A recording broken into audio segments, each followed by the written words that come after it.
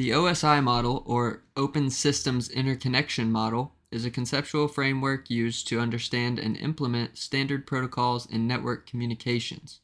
It divides networking into 7 distinct layers, each with its specific function and protocols. Here's a detailed description of each layer, including examples of protocols that operate within each layer. So what are the 7 layers of the OSI model? We usually do it in descending order. So layer 7 is application layer. Layer 6 is the presentation layer. Layer 5, the session layer. Layer 4, transport layer. Layer 3 is the network layer. Layer 2 is the data link layer. And layer 1 is the physical layer. What you see here is a packet. And the packet's broken down into multiple parts from different systems within a computer and network, different devices, etc. So you'll have the L2 trailer that's at the end.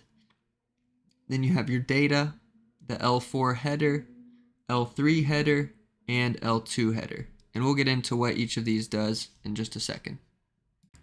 Alright, the first layer we're going to discuss is layer 7, which is the application layer.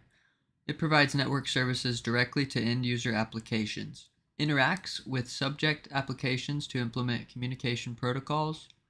This represents the actual software and programs that you interact with in your computer that need the internet to access its services.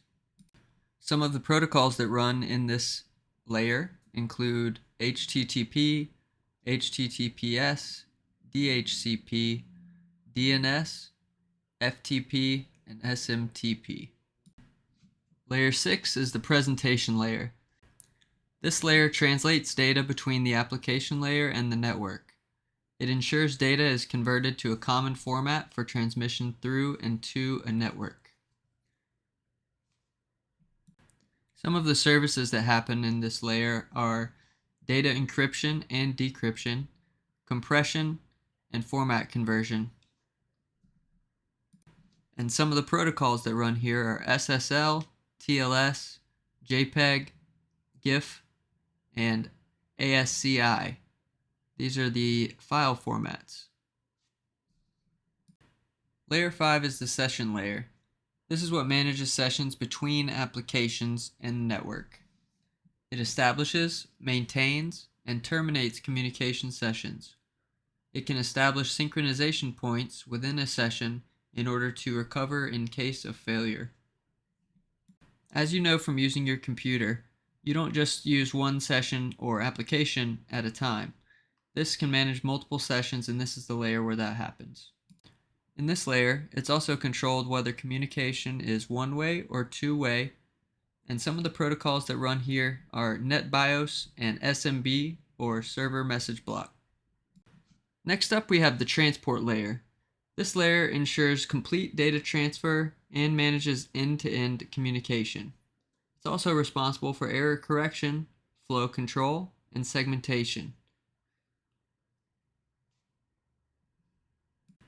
The L4 header, or layer 4 header, includes port numbers for both the source and destination, and also includes sequence, acknowledgement numbers, and flags. Some of the protocols that run here would be TCP, UDP, and SCTP. Now we've got layer 3, the network layer. This determines the best path for data to travel from the source to the destination. It deals with logical addressing and routing. The L3 header contains the IP addresses of the source and the destination. It also includes information for routing, such as time to live, TTL, and protocol identifiers.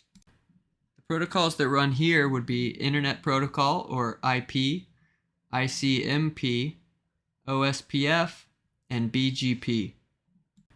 Next up, we have layer 2, the data link layer. This handles the reliable transmission of data across a physical network link. It's responsible for error detection, flow control, and framing.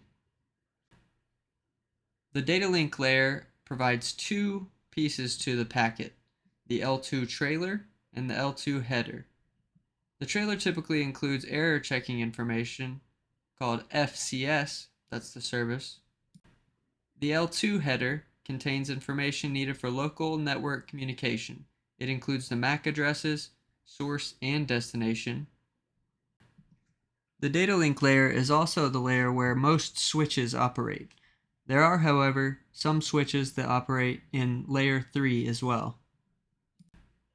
The data link layer can be involved also in managing virtual local area networks, or VLANs, which segment a physical network into multiple logical networks. VLAN tagging adds a tag to the Ethernet frame that identifies which VLAN the frame belongs to, allowing devices in the same VLAN to communicate as if they were on the same physical network, even if they are not. Media access control also takes place in the data link layer. The media access control sublayer governs how devices on the same network segment share the transmission medium.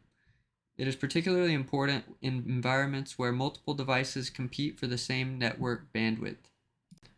The data link layer is also responsible for frame synchronization. It ensures that the start and end of each frame can be recognized, even in a continuous stream of data. It accomplishes this by using frame delimiters, such as specific bit patterns, at the beginning and end of each frame, to signal the boundaries of the data.